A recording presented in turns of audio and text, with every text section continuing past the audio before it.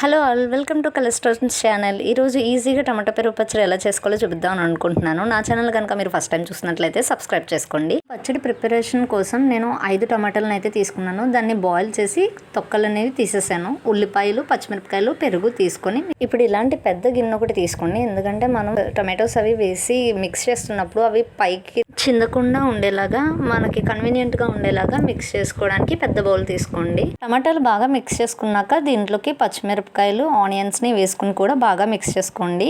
నేనైతే పచ్చిమిరపకాయలు దాదాపుగా ఒక 10 నుంచి 12 పచ్చిమిరపకాయల వరకు వాడుకున్నాను.